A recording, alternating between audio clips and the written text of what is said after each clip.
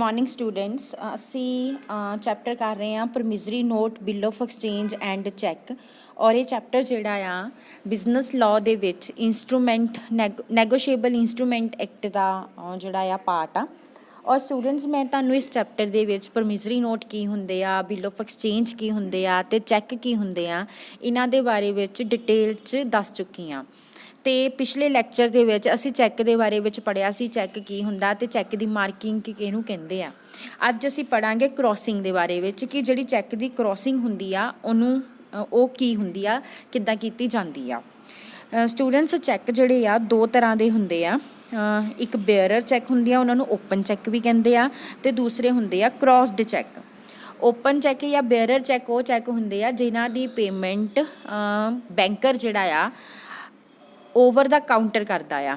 ठीक है, मतलब यदा मतलब आ कि जे मान लो तुहानू किसी ने बेयरर चैक इशू किया आ और तुसी ओदी पेमेंट लेना चाहते हो तो तुसी उस बैंक दे विच जाओगे जिस बैंक का वो चैक आ, यानी कि जिस बैंक के उत्ते वो लिखिया गया आ ते तुहानू किसी तरह का अकाउंट उत्थे ओपन करन दी जरूरत नहीं आ उस बैंक दे विच। तुसी जस्ट उस चैक नूं ओदी बैक साइड ते चैक दी बैक साइड ते दो सिग्नेचर करके बैंकर नूं दे देना आ ते उहने बिना किसी अकाउंट दे तुहानू जिहड़ा आ ओवर द काउंटर ही कैश दे देना। जिन्ने भी रुपए का चैक होगा उन्ना कैश तुहानू इमीजिएटली जिहड़ा आ मिल जूगा।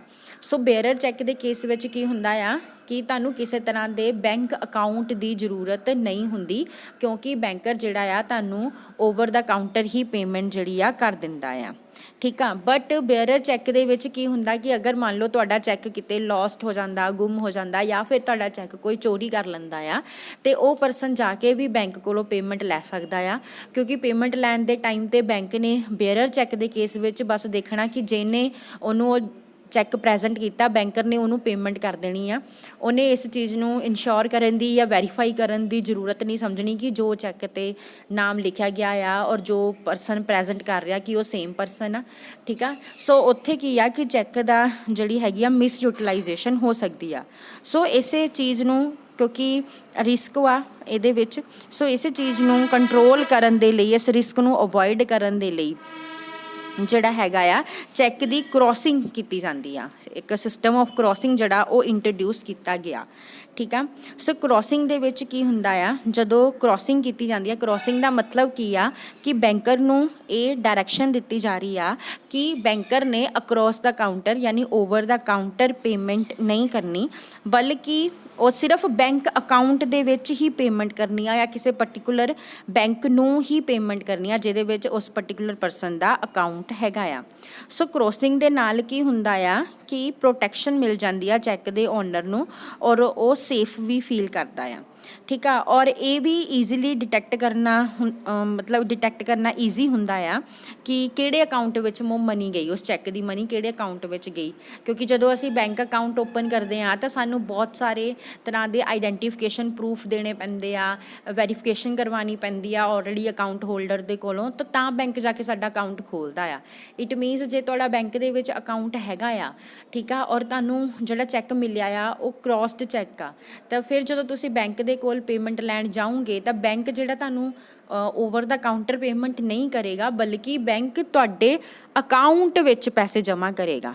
ठीक आ, सो उहदे नाल की होएगा, ये वैरीफिकेशन हो जूगी कि जिहड़ा बंदा पैसे लै रहा आ कि ये अकाउंट उहदा ही हैगा क्योंकि उहदे अकाउंट 'च ही जिहदा नाम लिखिया गया आ उहदे अकाउंट 'च ही पैसे जिहड़े आ डिपॉजिट हुंदे आ। बैंक जिहड़ा डिपॉजिट करदा फिर वो परसन उस अकाउंट 'चों मनी विड्रॉ कर सकदा। सो इहदे नाल की आ कि सेफ हो गया, प्रोटैक्शन होगी कि चैक जे गुम भी हो गया आ बट क्योंकि क्रॉस दा सो कोई भी उहदी पेमेंट जिहड़ी आ नहीं लै सकदा। क्योंकि क्रॉस चैक दे विच की हुंदा कि जिहदा नाम लिखिया जांदा आ चैक दे उत्ते, जिहदा नाम लिखिया हुंदा सिर्फ उसे बंदे दे अकाउंट विच बैंक मनी ट्रांसफर करदा, किसी होर बंदे दे अकाउंट विच बैंक जिहड़ी आ मनी ट्रांसफर नहीं करदा। हुण ये जिहड़ा क्रॉसिंग हैगी आ असीं नैक्सट पढ़ने आ इहदे मोड्स कि क्रॉसिंग जिहड़ी आ किस तरह की जाती आ। वैसे तो दो मोड ने क्रॉस करन दे, जिहदे विच सब तो पहला मोड हैगा जनरल क्रॉसिंग दा। जनरल क्रॉसिंग जिहड़ी हैगी आ ये किस तरह की जाती आ, जदों जिहड़ा चैक वा उहदे फेस दे उत्ते जिहड़ा परसन चैक नूं इशू कर रहा आ वो दो ਪੈਰਲਲ ਲਾਈਨਸ ਡਰਾ ਕਰ ਲੈਂਦਾ, 2 ਪੈਰਲਲ ਲਾਈਨਸ ਡਰਾ ਕਰ ਦਿੰਦਾ ਚੈੱਕ ਦੇ ਫੇਸ ਦੇ ਉੱਤੇ, ਉਹਨੂੰ ਅਸੀਂ ਜਨਰਲ ਕ੍ਰੋਸਿੰਗ ਕਹਿੰਦੇ ਹਾਂ। ਠੀਕ ਆ ਜੀ। ਉਹ ਚਾਹਵੇ ਤਾਂ ਉਹਨਾਂ 2 ਲਾਈਨਾਂ ਦੇ ਵਿੱਚ ਨੋਟ ਨੈਗੋਸ਼ੀਏਬਲ ਵਰਡ ਲਿਖ ਸਕਦਾ ਆ, ਜਾਂ ਫਿਰ ਸਿੰਪਲੀ 2 ਪੈਰਲਲ ਲਾਈਨਸ ਵੀ ਜੇ ਡਰਾ ਕਰਤੀਆਂ ਜਾਂਦੀਆਂ ਤਾਂ ਉਹਨੂੰ ਅਸੀਂ ਜਨਰਲ ਕ੍ਰੋਸਿੰਗ ਕਹਿੰਦੇ ਹਾਂ। ਤੁਸੀਂ ਦੇਖੋ ਕਿ ਇਸ ਪਿਕਚਰ ਦੇ ਵਿੱਚ ਤੁਹਾਨੂੰ ਦਿਖਾਈ ਦੇ ਰਿਹਾ, ਫਸਟ ਕੇਸ 'ਚ ਓਨਲੀ 2 ਪੈਰਲਲ ਲਾਈਨਸ ਹੀ ਡਰਾ ਕੀਤੀਆਂ ਆ, ਸੈਕਿੰਡ ਕੇਸ 'ਚ 2 ਪੈਰਲਲ ਲਾਈਨਸ ਡਰਾ ਕਰਕੇ ਉਹਦੇ ਵਿੱਚ ਐਂਡ ਕੰਪਨੀ ਲਿਖਿਆ ਹੋਇਆ, ਤੀਸਰੇ 'ਚ ਵੀ ਐਂਡ, ਚੌਥੇ ਤੇ ਪੰਜਵੇਂ ਵਿੱਚ ਨੋਟ ਨੈਗੋਸ਼ੀਏਬਲ ਐਂਡ ਕੰਪਨੀ ਲਿਖਿਆ ਆ। ਸੋ ਇਸ ਤਰ੍ਹਾਂ ਨਾਲ ਜਨਰਲ ਕ੍ਰੋਸਿੰਗ ਜਿਹੜੀ ਆ ਕੀਤੀ ਜਾਂਦੀ ਆ। ਸੋ ਜਨਰਲ ਕ੍ਰੋਸਿੰਗ ਦੇ ਲਈ 2 ਲਾਈਨਾਂ ਦਾ, 2 ਪੈਰਲਲ ਲਾਈਨਸ ਦਾ ਜਿਹੜਾ ਹੈਗਾ ਆ ਹੋਣਾ ਜ਼ਰੂਰੀ ਹੁੰਦਾ ਆ। ਔਰ ਇਹ ਲਾਈਨਸ ਕਿੱਥੇ ਡਰਾ ਕਰਨੀਆਂ? ਚੈੱਕ ਦੇ ਫੇਸ 'ਤੇ, ਜਿੱਥੇ ਨਾਮ ਲਿਖਿਆ ਜਾਂਦਾ ਨਾ ਪਰਸਨ ਦਾ, ਜਿਹਨੂੰ ਚੈੱਕ ਇਸ਼ੂ ਕੀਤਾ ਜਾਂਦਾ, ਉਹਦੇ ਉੱਪਰਲੀ ਸਾਈਡ ਜਿਹੜੀਆਂ ਇਹ 2 ਲਾਈਨਸ ਜਿਹੜੀਆਂ ਆ ਡਰਾ ਕੀਤੀਆਂ ਜਾਂਦੀਆਂ ਆ।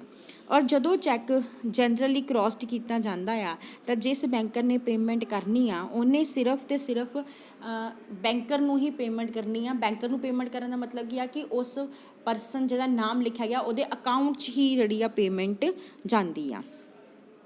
ਇਹਦਾ ਮਤਲਬ ਆ ਕਿ ਜਿਹੜਾ ਡਰਾਈ ਬੈਂਕ ਹੈਗਾ ਆ ਉਹਨੇ ਐਟ ਦਾ ਕਾਊਂਟਰ ਪੇਮੈਂਟ ਨਹੀਂ ਕਰਨੀ, ਬਲਕਿ ਕਿਸੇ ਨਦਰ ਬੈਂਕ ਨੂੰ ਪੇਮੈਂਟ ਕਰਨੀ ਆ, ਜਾਂ ਫਿਰ ਉਸ ਪਰਸਨ ਦੇ ਅਕਾਊਂਟ 'ਚ ਪੇਮੈਂਟ ਕਰਨੀ ਆ ਜਿਹੜਾ ਵੀ ਚੈੱਕ ਨੂੰ ਪ੍ਰੈਜ਼ੈਂਟ ਕਰ ਰਿਹਾ ਆ। ਠੀਕ ਆ।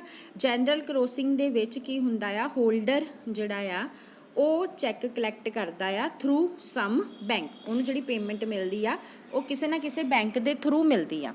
ਇਹਦਾ ਮਤਲਬ ਕੀ ਆ ਕਿ ਜੇ ਤੁਹਾਨੂੰ ਕ੍ਰੋਸਡ ਚੈੱਕ ਮਿਲਿਆ ਆ ਔਰ ਤੁਸੀਂ ਉਹਦੀ ਪੇਮੈਂਟ ਲੈਣਾ ਚਾਹੁੰਦੇ ਹੋ ਤਾਂ ਤੁਹਾਡਾ ਕਿਸੇ ਨਾ ਕਿਸੇ ਬੈਂਕ ਦੇ ਵਿੱਚ ਅਕਾਊਂਟ ਹੋਣਾ ਜ਼ਰੂਰੀ ਆ, ਤਾਂ ਹੀ ਤੁਹਾਨੂੰ ਉਹ ਪੇਮੈਂਟ ਮਿਲੂਗੀ, ਅਦਰਵਾਈਜ਼ ਤੁਹਾਨੂੰ ਉਹ ਪੇਮੈਂਟ ਮਿਲ ਹੀ ਨਹੀਂ ਸਕਦੀ, ਕਿਉਂਕਿ ਕ੍ਰੋਸ ਚੈੱਕ ਦੇ ਕੇਸ ਦੇ ਵਿੱਚ ਡਰਾਈ ਬੈਂਕਰ ਨੇ ਪੇਮੈਂਟ ਦੂਸਰੇ ਬੈਂਕਰ ਨੂੰ ਹੀ ਕਰਨੀ ਆ। ਠੀਕ ਆ। ਔਰ ਤੁਸੀਂ ਇਸ ਤਰ੍ਹਾਂ ਵੀ ਕਰ ਸਕਦੇ ਹੋ ਕਿ ਜਿਸ ਬੈਂਕ ਦਾ ਅਗਰ ਚੈੱਕ ਇਸ਼ੂ ਹੋਇਆ ਤੁਹਾਨੂੰ, ਜਿਹੜਾ ਡਰਾਈ ਬੈਂਕ ਆ, ਤੁਸੀਂ ਸੇਮ ਬੈਂਕ ਦੇ ਵਿੱਚ ਵੀ ਆਪਣਾ ਅਕਾਊਂਟ ਓਪਨ ਕਰਵਾ ਸਕਦੇ ਹੋ। ਠੀਕ ਆ ਜੀ। ਅਤੇ ਚਾਹੇ ਕਿਸੇ ਹੋਰ ਬੈਂਕ ਦੇ ਵਿੱਚ ਵੀ ਆਪਣਾ ਅਕਾਊਂਟ ਓਪਨ ਕਰਾ ਸਕਦੇ ਹੋ। ਸੋ ਤੁਹਾਡਾ ਅਕਾਊਂਟ ਹੋਣਾ ਜ਼ਰੂਰੀ ਆ, ਚਾਹੇ ਉਹ ਕਿਸੇ ਵੀ ਬੈਂਕ ਦੇ ਵਿੱਚ ਹੋਵੇ, ਤਾਂ ਹੀ ਕ੍ਰੋਸਡ ਚੈੱਕ ਦੀ ਪੇਮੈਂਟ ਮਿਲਦੀ ਆ। ਉਸ ਤੋਂ ਬਾਅਦ ਨੈਕਸਟ ਵਨ ਹੈਗੀ ਆ ਸਪੈਸ਼ਲ ਕ੍ਰੋਸਿੰਗ। ਸੈਕਿੰਡ ਮੋਡ ਜਿਹੜਾ ਆ ਉਹ ਸਪੈਸ਼ਲ ਕ੍ਰੋਸਿੰਗ ਦਾ ਆ। ਜਿਹੜੀ ਸਪੈਸ਼ਲ ਕ੍ਰੋਸਿੰਗ ਹੁੰਦੀ ਆ ਇਹਦੇ ਵਿੱਚ ਬੈਂਕਰ ਦਾ ਨਾਮ ਜਿਹੜਾ ਹੈਗਾ ਆ ਉਹ ਵੀ ਲਿਖਿਆ ਜਾਂਦਾ ਆ। ਠੀਕ ਆ। ਬੈਂਕਰ ਦਾ ਨਾਮ ਜਿਹੜਾ ਆ ਉਹਦੇ ਨਾਲ ਨੋਟ ਨੈਗੋਸ਼ੀਏਬਲ ਵਰਡ ਲਿਖਿਆ ਜਾ ਸਕਦਾ ਆ ਜਾਂ ਨਾ ਵੀ ਲਿਖਿਆ ਜਾਵੇ, ਬਟ ਇਹ ਆ ਕਿ ਇਹਦੇ ਵਿੱਚ ਬੈਂਕਰ ਦਾ ਨਾਮ, ਸਪੈਸ਼ਲ ਕ੍ਰੋਸਿੰਗ ਦੇ ਵਿੱਚ ਬੈਂਕਰ ਦਾ ਨਾਮ ਹੋਣਾ ਜ਼ਰੂਰੀ ਆ। ਜਿੱਦਾਂ ਜਨਰਲ ਕ੍ਰੋਸਿੰਗ 'ਚ ਮੈਂ ਤੁਹਾਨੂੰ ਕਿਹਾ 2 ਪੈਰਲਲ ਲਾਈਨਸ ਹੋਣੀਆਂ ਜ਼ਰੂਰੀ ਆ, ਉਹਦੇ ਵਿੱਚ ਤੁਸੀਂ not negotiable and company word ਲਿਖ ਵੀ ਲਓ, ਨਾ ਵੀ ਲਿਖੋ, ਜਨਰਲ ਕ੍ਰੋਸਿੰਗ ਹੋ ਜਾਂਦੀ ਆ। ਬਟ ਸਪੈਸ਼ਲ ਕ੍ਰੋਸਿੰਗ ਦੇ ਕੇਸ ਦੇ ਵਿੱਚ ਕੀ ਹੈਗਾ ਆ, ਬੈਂਕਰ ਦਾ ਨਾਮ ਲਿਖਣਾ ਜ਼ਰੂਰੀ ਆ। ਠੀਕ ਆ। ਹੁਣ ਸਪੈਸ਼ਲ ਕ੍ਰੋਸਿੰਗ ਦੇ ਵਿੱਚ ਕੀ ਹੁੰਦਾ ਆ, ਜਦੋਂ ਕਿਸੇ ਵੀ ਬੈਂਕਰ ਦਾ ਨਾਮ ਲਿਖ ਦਿੱਤਾ ਜਾਂਦਾ ਆ, ਇਹਦਾ ਮਤਲਬ ਆ ਕਿ ਜਿਹੜੀ ਪੇਮੈਂਟ ਮਿਲਣੀ ਆ ਸਿਰਫ ਤੇ ਸਿਰਫ ਉਸੇ ਬੈਂਕਰ ਨੂੰ ਮਿਲਣੀ ਆ ਜਿਹਦਾ ਨਾਮ ਲਿਖਿਆ ਗਿਆ ਚੈੱਕ ਦੇ ਉੱਤੇ, ਯਾਨੀ ਕਿ ਕਲੈਕਟਿੰਗ ਬੈਂਕਰ ਸਿਰਫ ਉਹੀ ਹੋਏਗਾ। ਅੱਜ ਤੁਹਾਨੂੰ ਮੈਂ ਪਿਕਚਰ ਦੇ ਵਿੱਚ ਤੁਸੀਂ ਦੇਖੋ, ਪਹਿਲੇ ਕੇਸ ਵਿੱਚ ਸਟੇਟ ਬੈਂਕ ਆਫ ਇੰਡੀਆ ਲਿਖਿਆ, ਅਗਲੇ ਕੇਸ 'ਚ 2 ਲਾਈਨਸ ਪੈਰਲਲ ਲਾਈਨਸ ਡਰਾ ਕਰਕੇ ਸਟੇਟ ਬੈਂਕ ਆਫ ਇੰਡੀਆ ਲਿਖਿਆ ਹੋਇਆ ਆ। ਠੀਕ ਆ। ਤੀਸਰੇ ਦੇ ਵਿੱਚ account ਪੇਈ state Bank of India ਲਿਖਿਆ, ਐਂਡ ਚੌਥੇ ਵਿੱਚ note negotiable state Bank of India ਲਿਖਿਆ ਆ। ਸੋ ਇਸ ਤਰ੍ਹਾਂ ਨਾਲ ਸਪੈਸ਼ਲ ਕ੍ਰੋਸਿੰਗ ਕੀਤੀ ਜਾਂਦੀ ਆ। ਔਰ ਸਪੈਸ਼ਲ ਕ੍ਰੋਸਿੰਗ ਦੇ ਵਿੱਚ ਜੇ ਸਟੇਟ ਬੈਂਕ ਆਫ ਇੰਡੀਆ ਲਿਖ ਦਿੱਤਾ ਗਿਆ ਤਾਂ ਪੇਮੈਂਟ ਜਿਹੜੀ ਮਿਲਣੀ ਆ ਸਿਰਫ ਤੇ ਸਿਰਫ ਸਟੇਟ ਬੈਂਕ ਆਫ ਇੰਡੀਆ ਨੂੰ ਹੀ ਮਿਲਣੀ ਆ। ਡਰਾਈ ਬੈਂਕਰ ਜਿਹੜਾ ਮਰਜ਼ੀ ਹੋਵੇ ਉਹਨੇ payment state Bank of India ਨੂੰ ਦੇਣੀ ਆ। ਇਸ ਲਈ ਸਟੇਟ ਬੈਂਕ ਆਫ ਇੰਡੀਆ ਦੇ ਵਿੱਚ ਜਿਹੜਾ ਹੈਗਾ ਆ ਪੇਈ, ਜਿਹਨੂੰ ਚੈੱਕ ਦੀ ਪੇਮੈਂਟ ਮਿਲਣੀ ਆ, ਉਹਦਾ ਅਕਾਊਂਟ ਹੋਣਾ ਜ਼ਰੂਰੀ ਆ। ਠੀਕ ਆ। ਅਗਰ ਉਹਦਾ account state Bank of India ਦੇ ਵਿੱਚ ਨਹੀਂ ਆ ਤਾਂ ਫਿਰ ਉਹਨੂੰ ਪੇਮੈਂਟ ਨਹੀਂ ਮਿਲਣੀ, ਕਿਉਂਕਿ ਸਪੈਸ਼ਲ ਕ੍ਰੋਸਿੰਗ ਆ। ਸੋ ਉਹਦੇ ਲਈ ਕੀ ਕਰਨਾ ਪੈਣਾ, ਉਹਨੂੰ ਉਸ ਬੈਂਕ ਦੇ ਵਿੱਚ ਆਪਣਾ ਅਕਾਊਂਟ ਓਪਨ ਕਰਵਾਉਣਾ ਪੈਣਾ ਆ। ਹੁਣ ਇਹ ਜਿਹੜੇ ਕ੍ਰੋਸਡ ਚੈੱਕ ਹੁੰਦਾ ਸਪੈਸ਼ਲੀ, ਤੁਸੀਂ ਇਹਨੂੰ ਸਿਰਫ ਇੱਕ ਵਾਰ ਹੀ ਸਪੈਸ਼ਲੀ ਕ੍ਰੋਸ ਕਰਨਾ ਹੁੰਦਾ, ਇੱਕ ਤੋਂ ਵੱਧ ਵਾਰ ਤੁਸੀਂ ਉਹਨੂੰ ਸਪੈਸ਼ਲੀ ਕ੍ਰੋਸ ਜਿਹੜਾ ਹੈਗਾ ਨਹੀਂ ਕਰ ਸਕਦੇ। ਠੀਕ ਆ। ਉਸ ਤੋਂ ਬਾਅਦ ਥਰਡ ਵਨ ਹੈਗੀ ਆ ਰਿਸਟ੍ਰਿਕਟਿਵ ਕ੍ਰੋਸਿੰਗ। ਇੱਕ ਤਾਂ ਹੋ ਗਈ ਜਨਰਲ, ਇੱਕ ਹੋ ਗਈ ਸਪੈਸ਼ਲ। ਇਸ ਤੋਂ ਇਲਾਵਾ ਇੱਕ ਹੋਰ ਕੈਟੇਗਰੀ ਆ ਰਿਸਟ੍ਰਿਕਟਿਵ ਕ੍ਰੋਸਿੰਗ ਦੀ। ਇਹਨੂੰ ਜ਼ਿਆਦਾਤਰ ਕਮਰਸ਼ੀਅਲ ਆਰਗੇਨਾਈਜੇਸ਼ਨਸ ਜਿਹੜੀਆਂ ਬਿਜ਼ਨਸਮੈਨ ਔਰ ਬੈਂਕ ਜਿਹੜੇ ਆ ਯੂਜ਼ ਕਰਦੇ ਆ। ਠੀਕ ਆ, ਇਹਦਾ ਇਫੈਕਟ ਕੀ ਹੁੰਦਾ ਕਿ ਇਹਦੇ ਨਾਲ ਜਿਹੜਾ ਵੀ ਪੇਮੈਂਟ ਕਰ ਰਿਹਾ ਆ, ਜਿਹੜਾ ਡਰਾਇਰ ਹੈਗਾ ਆ, ਉਹ ਕਿਸੇ ਨਾ ਕਿਸੇ ਤਰ੍ਹਾਂ ਉਸ ਪੇਮੈਂਟ ਨੂੰ ਕਿਸੇ ਨਾ ਕਿਸੇ ਤਰ੍ਹਾਂ ਦੀ ਉਹਦੇ ਉੱਤੇ ਰਿਸਟ੍ਰਿਕਸ਼ਨ ਲਗਾ ਰਿਹਾ ਆ। ਠੀਕ ਆ, ਸੋ ਇਹਦੇ ਵਿੱਚ ਜਿਹੜਾ ਹੈਗਾ ਇਸ ਤਰ੍ਹਾਂ ਦੀ ਹੁੰਦੀ ਆ ਇਹ ਰਿਸਟ੍ਰਿਕਟਿਵ ਕ੍ਰੋਸਿੰਗ। ਇਹਦੇ ਵਿੱਚ account payee word, account payee, not negotiable ਜਾਂ State Bank of India account Ram Lal, ਇਸ ਤਰ੍ਹਾਂ ਦੀ ਜਿਹੜੀ ਹੈਗੀ ਆ ਕ੍ਰੋਸਿੰਗ ਕੀਤੀ ਜਾਂਦੀ ਆ। ਠੀਕ ਆ ਜੀ, ਸੋ ਜਿਹੜੀ ਇਹ ਨੋਟ ਨੈਗੋਸ਼ੀਏਬਲ ਕ੍ਰੋਸਿੰਗ ਹੋਊਗੀ ਜਾਂ ਇਹਦੇ ਨਾਲ ਕੀ ਹੋਊਗਾ ਕਿ ਅਗਰ ਉਹਦੇ 'ਤੇ ਨੋਟ ਨੈਗੋਸ਼ੀਏਬਲ ਵਰਡ ਲਿਖ ਦਿੱਤਾ ਜਾਂਦਾ ਆ, ਚੈੱਕ ਦੇ ਉੱਤੇ ਨੋਟ ਨੈਗੋਸ਼ੀਏਬਲ ਵਰਡ ਲਿਖ ਦਿੱਤਾ ਜਾਂਦਾ, ਉਹਦਾ ਇਫੈਕਟ ਕੀ ਹੋਏਗਾ ਕਿ ਜਿਸ ਵੀ ਪਰਸਨ ਨੂੰ ਉਹ ਚੈੱਕ ਮਿਲਿਆ ਆ ਉਹ ਅੱਗੇ ਉਹਨੂੰ ਜਿਹੜਾ ਹੈਗਾ ਆ ਟਰਾਂਸਫਰ ਨਹੀਂ ਕਰ ਸਕਦਾ। ਟਰਾਂਸਫਰ ਤਾਂ ਹੋ ਜਾਏਗਾ ਬਟ ਜਿਹੜਾ ਟਰਾਂਸਫਰ ਹੀ ਹੋਏਗਾ, ਜਿਹੜਾ ਇੰਡੋਰਸ ਹੀ ਹੋਏਗਾ, ਉਹਨੂੰ ਬੈਟਰ ਟਾਈਟਲ ਨਹੀਂ ਮਿਲੇਗਾ ਉਸ ਕੇਸ ਦੇ ਵਿੱਚ। ਅਗਰ ਟਰਾਂਸਫਰਰ ਦਾ, ਇੰਡੋਰਸਰ ਦਾ ਟਾਈਟਲ ਡਿਫੈਕਟਿਵ ਆ ਤਾਂ ਉਹਨੂੰ ਵੀ ਡਿਫੈਕਟਿਵ ਟਾਈਟਲ ਹੀ ਮਿਲੇਗਾ। ਠੀਕ ਆ, ਕਿਉਂਕਿ ਨੈਗੋਸ਼ੀਏਬਲ ਹੋਣ ਦਾ ਮਤਲਬ ਹੀ ਇਹ ਆ ਕਿ ਨੈਗੋਸ਼ੀਏਬਿਲਿਟੀ ਦਾ ਮਤਲਬ ਕੀ ਹੁੰਦਾ ਕਿ ਜਿਹੜਾ ਇੰਡੋਰਸੀ ਆ ਉਹਨੂੰ ਇੰਡੋਰਸਰ ਨਾਲੋਂ ਬੈਟਰ ਟਾਈਟਲ ਮਿਲਦਾ ਆ। ਪਰ ਇਸ ਕੇਸ ਦੇ ਵਿੱਚ ਅਗਰ ਨੋਟ ਨੈਗੋਸ਼ੀਏਬਲ ਵਾਲੀ ਕ੍ਰੋਸਿੰਗ ਹੋ ਗਈ ਆ, ਉਹਦੇ 'ਤੇ ਨੋਟ ਨੈਗੋਸ਼ੀਏਬਲ ਵਰਡ ਲਿਖ ਦਿੱਤਾ ਗਿਆ, ਇਟ ਮੀਨਸ ਜਿਹੜਾ ਇੰਡੋਰਸੀ ਆ ਉਹਨੂੰ ਬੈਟਰ ਟਾਈਟਲ ਨਹੀਂ ਮਿਲਦਾ। ਠੀਕ ਆ ਜੀ, ਹੁਣ ਨੈਕਸਟ ਅਸੀਂ ਕਰਨਾ who can cross a cheque. Cheque ਦੀ ਕ੍ਰੋਸਿੰਗ ਕੌਣ ਕੌਣ ਕਰ ਸਕਦਾ ਆ? ਸਟੂਡੈਂਟਸ, ਚੈੱਕ ਦੀ crossing first of all drawer ਕਰ ਸਕਦਾ। ਜਦੋਂ ਉਹ ਚੈੱਕ ਇਸ਼ੂ ਕਰੇਗਾ ਉਸੇ ਟਾਈਮ ਉਹ ਚੈੱਕ ਦੀ ਕ੍ਰੋਸਿੰਗ ਕਰ ਸਕਦਾ ਆ, ਜਨਰਲੀ ਵੀ ਸਪੈਸ਼ਲੀ ਵੀ। ਠੀਕ ਆ ਜੀ, ਔਰ ਅਗਰ ਚੈੱਕ ਨੂੰ ਡਰਾਇਰ ਨੇ ਕ੍ਰੋਸਿੰਗ ਕਰ ਦਿੱਤੀ ਹੈਗੀ ਆ ਅਤੇ ਉਹ ਚਾਹਵੇ ਤਾਂ ਉਹਦੇ ਕੋਲ ਇਹ ਰਾਈਟ ਹੁੰਦਾ ਹੈ ਕਿ ਉਸ ਕ੍ਰੋਸਿੰਗ ਨੂੰ ਉਹ ਕੈਂਸਲ ਵੀ ਕਰ ਸਕਦਾ ਆ। ਬਟ ਕੈਂਸਲ ਕਰਨ ਦੇ ਲਈ ਉਹਨੂੰ ਕੀ ਕਰਨਾ ਪੈਣਾ, ਉਹਨੂੰ ਪੇ ਕੈਸ਼, ਠੀਕ ਆ, ਇਹ ਵਾਲਾ ਵਰਡ ਲਿਖਣਾ ਪੈਣਾ ਔਰ ਉਹਦੇ ਉੱਤੇ ਆਪਣੇ ਫੁੱਲ ਸਿਗਨੇਚਰ ਵੀ ਕਰਨੇ ਪੈਣੇ ਤਾਂ ਇਹ ਕ੍ਰੋਸਿੰਗ ਕੈਂਸਲ ਹੋਏਗੀ। ਉਸ ਤੋਂ ਬਾਅਦ ਹੋਲਡਰ ਜਿਹੜਾ ਆ, ਜੇ ਮੰਨ ਲਓ ਡਰਾਇਰ ਨੇ ਚੈੱਕ ਕ੍ਰੋਸ ਨਹੀਂ ਕੀਤਾ, ਲਿਖਣ ਵਾਲੇ ਨੇ, ਇਸ਼ੂ ਕਰਨ ਵਾਲੇ ਨੇ ਨਹੀਂ ਕੀਤਾ, ਤਾਂ ਬਟ ਪੇਈ ਜਿਹੜਾ ਆ, ਹੋਲਡਰ ਜਿਹੜਾ, ਉਹ ਕ੍ਰੋਸਿੰਗ ਕਰ ਸਕਦਾ ਫਿਰ ਉਸ ਚੈੱਕ ਦੀ। ਠੀਕ ਆ ਜੀ, ਉੱਥੇ ਕੀ ਹੋਏਗਾ ਕਿ ਉਹ ਜਨਰਲੀ ਜਾਂ ਸਪੈਸ਼ਲੀ ਕਿਸੇ ਤਰ੍ਹਾਂ ਦੀ ਕ੍ਰੋਸਿੰਗ ਕਰ ਸਕਦਾ ਆ। ਅਗਰ ਡਰਾਇਰ ਨੇ ਚੈੱਕ ਜਨਰਲੀ ਕ੍ਰੋਸ ਕੀਤਾ ਆ ਤਾਂ ਉਹ ਉਹਨੂੰ ਸਪੈਸ਼ਲੀ ਕ੍ਰੋਸ ਕਰ ਸਕਦਾ ਆ। ਅਗਰ ਚੈੱਕ ਜਿਹੜਾ ਜਨਰਲੀ ਜਾਂ ਸਪੈਸ਼ਲੀ ਕ੍ਰੋਸ ਹੈਗਾ ਆ ਤਾਂ ਉਹ ਨਾਲ ਨੋਟ ਨੈਗੋਸ਼ੀਏਬਲ ਵਰਡ ਵੀ ਐਡ ਕਰ ਸਕਦਾ ਆ। ਇਹ ਹੋਲਡਰ ਦੇ ਕੋਲ ਰਾਈਟਸ ਹੈਗੇ ਆ। ਉਸ ਤੋਂ ਇਲਾਵਾ ਬੈਂਕਰ, ਜਿਹੜਾ ਬੈਂਕਰ ਹੈਗਾ ਉਹ ਵੀ ਕ੍ਰੋਸਿੰਗ ਕਰ ਸਕਦਾ ਆ। ਅਗਰ ਚੈੱਕ ਦੀ ਕ੍ਰੋਸਿੰਗ ਨਹੀਂ ਹੋਈ ਔਰ ਉਹ ਬੈਂਕ ਨੂੰ ਭੇਜਿਆ ਗਿਆ ਕਲੈਕਸ਼ਨ ਲਈ ਤਾਂ ਬੈਂਕਰ ਜਿਹੜਾ ਆ ਉਹਨੂੰ ਜਨਰਲੀ ਕ੍ਰੋਸ ਕਰ ਸਕਦਾ ਆ। ਔਰ ਅਗਰ ਚੈੱਕ ਦੀ ਕ੍ਰੋਸਿੰਗ ਜਿਹੜੀ ਹੈਗੀ ਆ ਜਨਰਲੀ ਹੋਈ ਆ ਤਾਂ ਬੈਂਕਰ ਜਿਹੜਾ ਉਹਨੂੰ ਸਪੈਸ਼ਲੀ ਕ੍ਰੋਸ ਕਰ ਸਕਦਾ ਆ।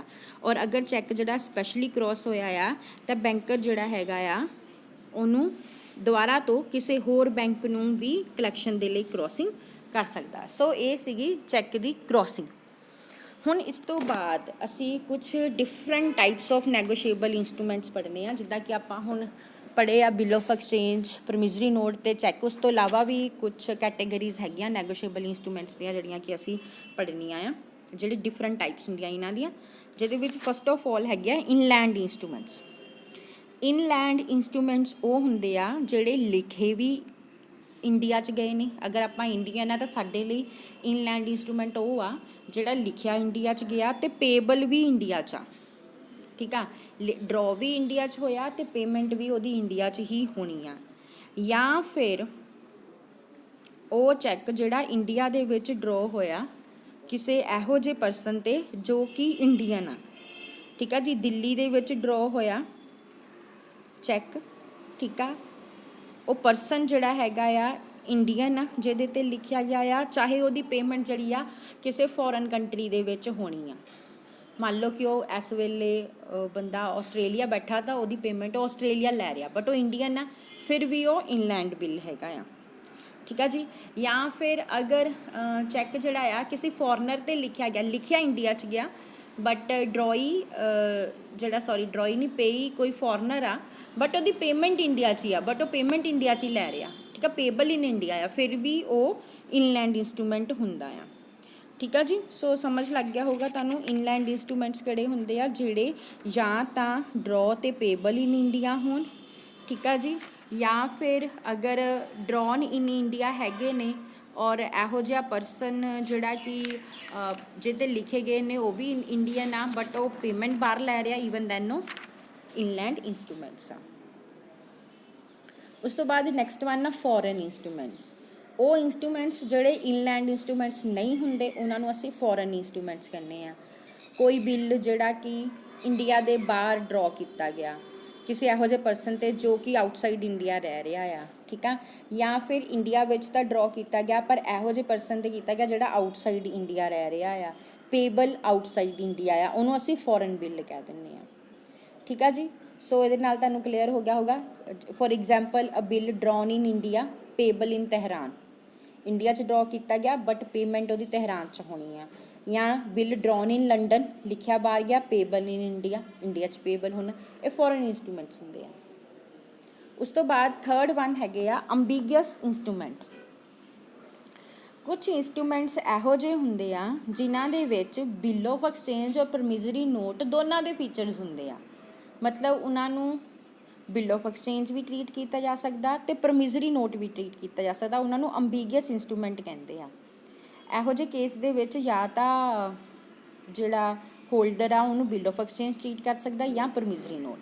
ਠੀਕ ਆ, ਹੁਣ ਜਿਸ ਤਰ੍ਹਾਂ ਮੰਨ ਲਓ ਕੋਈ ਇੰਸਟਰੂਮੈਂਟ ਜਿਹੜਾ ਹੈਗਾ ਆ ਇੱਕ ਪ੍ਰੋਮਿਸਰੀ ਨੋਟ ਦੀ ਫੋਰਮ 'ਚ ਲਿਖਿਆ ਗਿਆ ਬਟ ਨਾਲ ਦੀ ਨਾਲ ਕਿਸੇ ਹੋਰ ਪਰਸਨ ਨੂੰ ਵੀ ਉਹਦੇ ਵਿੱਚ ਡਾਇਰੈਕਸ਼ਨ ਦੇ ਦਿੱਤੀ ਗਈ ਆ ਪੇਮੈਂਟ ਕਰਨ ਦੇ ਲਈ, ਤਾਂ ਨੈਚੁਰਲੀ ਉਹਦੇ 'ਚ ਫਿਰ ਪ੍ਰੋਮਿਸਰੀ ਨੋਟ ਵਾਲੇ ਫੀਚਰ ਵੀ ਹੋ ਗਏ ਕਿਉਂਕਿ ਜਿਹੜਾ ਬੰਦਾ ਲਿਖ ਰਿਹਾ ਉਹ ਵੀ ਲਾਇਬਲ ਆ ਪੇ ਕਰਨ ਦੇ ਲਈ, ਅਤੇ ਉਸ ਤੋਂ ਇਲਾਵਾ ਉਹਨੇ ਕਿਸੇ ਹੋਰ ਨੂੰ ਵੀ ਡਾਇਰੈਕਸ਼ਨ ਦੇ ਦਿੱਤੀ ਹੈ ਅਤੇ ਕੋਈ ਹੋਰ ਪਰਸਨ ਵੀ ਲਾਇਬਲ ਆ, ਤਾਂ ਉਹਦੇ ਵਿੱਚ ਬਿੱਲ ਆਫ ਐਕਸਚੇਂਜ ਦੇ ਵੀ ਫੀਚਰ ਜਿਹੜੇ ਆ ਉਹ ਹੈਗੇ ਆ। ਇਸੇ ਤਰ੍ਹਾਂ ਕੋਈ ਮੰਨ ਲਓ ਬਿੱਲ ਹੈਗਾ ਆ ਜਿਹਦੇ ਵਿੱਚ ਡਰੋਅਰ ਅਤੇ ਡਰੋਈ ਦੋਨੋਂ ਸੇਮ ਪਰਸਨ ਆ, ਜਿਹੜਾ ਲਿਖ ਰਿਹਾ ਅਤੇ ਜਿਹਦੇ ਉੱਤੇ ਲਿਖ ਰਿਹਾ ਦੋਨੋਂ ਸੇਮ ਆ, ਫਿਰ ਉਹਨੂੰ ਵੀ ਅਸੀਂ ਅੰਬੀਗੀਅਸ ਇੰਸਟਰੂਮੈਂਟ ਹੀ ਕਹਿੰਦੇ ਆ ਕਿਉਂਕਿ ਉਹਦੇ 'ਚ ਵੀ ਪ੍ਰੋਮਿਸਰੀ ਨੋਟ ਅਤੇ ਬਿੱਲ ਆਫ ਐਕਸਚੇਂਜ ਦੋਨਾਂ ਦੇ ਫੀਚਰ ਹੁੰਦੇ ਆ। ਉਸ ਤੋਂ ਬਾਅਦ ਹੈਗੇ ਆ ਸਾਡੇ ਇਨਕੋਏਟ ਸਟੈਂਪਡ ਇੰਸਟਰੂਮੈਂਟਸ। ਇਨਕੋਏਟ ਸਟੈਂਪਡ ਇੰਸਟਰੂਮੈਂਟਸ ਉਹ ਇੰਸਟਰੂਮੈਂਟਸ ਹੁੰਦੇ ਆ ਜਿਹੜੇ ਇਨਕੰਪਲੀਟ ਹੁੰਦੇ ਆ। ਠੀਕ ਆ, ਜਿੱਦਾਂ ਮੰਨ ਲਓ ਉਹਦੇ 'ਤੇ ਅਮਾਊਂਟ ਪੇਬਲ ਮੈਂਸ਼ਨ ਨਹੀਂ ਆ, ਠੀਕ ਆ, ਜਾਂ ਪੇਈ ਦਾ ਨਾਮ ਨਹੀਂ ਲਿਖਿਆ ਗਿਆ ਜਾਂ ਡੇਟ ਨਹੀਂ ਲਿਖੀ ਗਈ, ਉਹਨਾਂ ਨੂੰ ਅਸੀਂ ਇਨਕੁਏਟ ਸਟੈਂਪਡ ਇੰਸਟਰੂਮੈਂਟ ਕਹਿੰਦੇ ਆ। ਸੋ ਜਦੋਂ ਕੋਈ ਵੀ ਪਰਸਨ ਜਿਹੜਾ ਕਿਸੇ ਹੋਰ ਪਰਸਨ ਨੂੰ ਕੋਈ ਬਲੈਂਕ ਸਾਈਨਡ ਜਿਹੜਾ ਹੈਗਾ ਆ ਦੇ ਦਿੰਦਾ ਆ ਤਾਂ ਫਿਰ ਉਹਨੂੰ ਇਨਕੁਏਟ ਕਵਾਂਗੇ ਕਿਉਂਕਿ ਬਲੈਂਕ ਆ। ਬਟ ਫਿਰ ਅਗਰ ਦੂਸਰਾ ਪਰਸਨ ਜਿਹੜਾ ਪੇਈ ਆ ਅਗਰ ਉਹ ਪੇਮੈਂਟ ਲੈਣਾ ਚਾਹੁੰਦਾ ਤਾਂ ਉਹਨੂੰ ਪਹਿਲਾਂ ਉਹਨੂੰ ਕੰਪਲੀਟ ਕਰਨਾ ਪਏਗਾ, ਜੋ ਵੀ ਬਲੈਂਕਸ ਹੈਗੀਆਂ ਉਹਨਾਂ ਨੂੰ ਫਿਲ ਕਰਨਾ ਪਏਗਾ ਕਿਉਂਕਿ ਇਨਕੁਏਟ ਸਟੈਂਪਡ ਇੰਸਟਰੂਮੈਂਟਸ ਲੀਗਲ ਨਹੀਂ ਹੁੰਦੇ। ਸੋ ਜਿੰਨੀ ਦੇਰ ਤੱਕ ਉਹਨਾਂ ਦੀਆਂ ਜੋ ਵੀ ਬਲੈਂਕਸ ਨੇ ਉਹ ਫਿਲ ਨਹੀਂ ਕਰਤੀਆਂ ਜਾਣਗੀਆਂ ਉਨੀ ਦੇਰ ਤੱਕ ਉਹ ਲੀਗਲ ਨਹੀਂ ਹੋਣਗੇ। ਉਹਨਾਂ ਦੇ ਉੱਤੇ ਸਟੈਂਪ ਵੀ ਲੱਗੀ ਹੋਣੀ ਚਾਹੀਦੀ ਆ ਜਿਹੜੇ ਕਿ ਉਸ ਅਮਾਊਂਟ ਨੂੰ ਕਵਰ ਕਰਦੀ ਹੋਵੇ। ਜਿੱਦਾਂ ਮੰਨ ਲਓ ਅਮਾਊਂਟ ਲਿਖਿਆ ਨਹੀਂ ਗਿਆ ਬਟ ਸਟੈਂਪ ਲੱਗੀ ਹੋਈ ਆ, ਹੁਣ ਫਿਰ ਅਮਾਊਂਟ ਓਨਾ ਹੀ ਲਿਖਿਆ ਜਾ ਸਕਦਾ ਜਿੰਨਾ ਕਿ ਉਹ ਸਟੈਂਪ ਕਵਰ ਕਰਦੀ ਹੋਵੇ। ਮੈਂ ਤੁਹਾਨੂੰ ਆਲਰੇਡੀ ਵੀ ਦੱਸਿਆ ਸੀ ਸਟੈਂਪ ਦਾ ਕਿਸ ਤਰ੍ਹਾਂ ਹੁੰਦਾ ਆ। ਠੀਕ ਆ ਜੀ, ਸੋ ਇਹ ਸੀਗੇ ਸਾਡੇ ਇਨਕੁਏਟ ਸਟੈਂਪਡ ਇੰਸਟਰੂਮੈਂਟਸ। ਇਸ ਤੋਂ ਇਲਾਵਾ ਵੀ ਸਟੂਡੈਂਟਸ ਕੁਛ ਹੋਰ ਕੈਟੇਗਰੀਜ਼ ਹੈਗੀਆਂ ਜੋ ਕਿ ਅਸੀਂ ਆਪਣੇ ਅਗਲੇ ਲੈਕਚਰ ਡਿਸਕਸ ਕਰਾਂਗੇ। Thank you.